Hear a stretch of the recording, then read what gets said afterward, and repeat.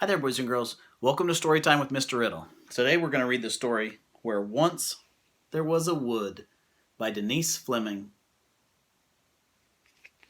This book was donated and given to me back in the year 2000 by Dalton Ballman, a long time ago. Where Once There Was a Wood. Where once there was a wood. Means lots of trees, like a forest.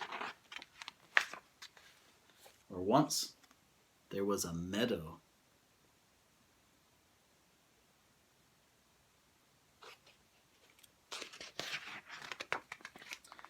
And a creek.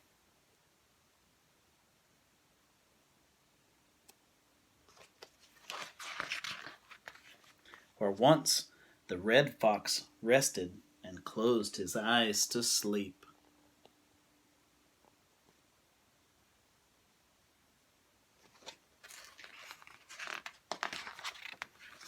Where once the ferns unfurled and purple violets grew.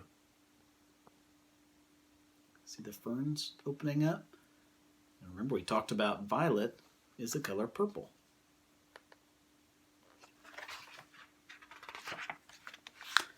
Where once the woodchuck left his den to catch the morning dew.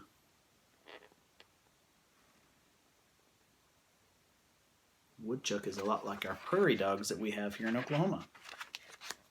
Where once the horned owl hunted to feed her hungry brood, to feed her babies.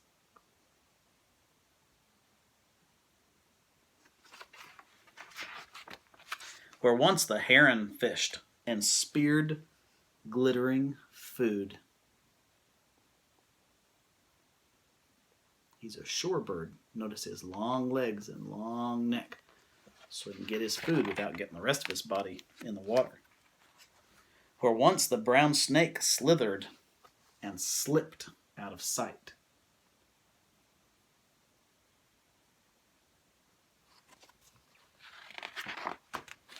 Where once the raccoons rambled and rummaged in the night.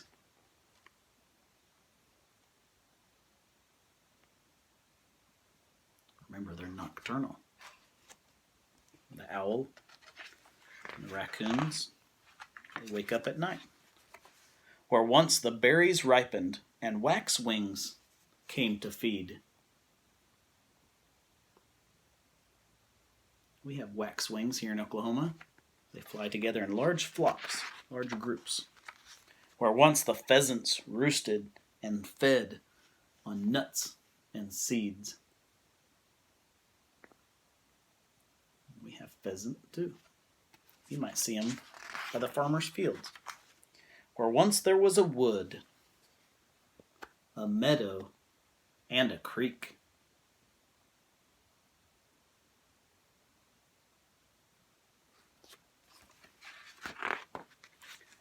Now sit houses side by side, 20 houses deep.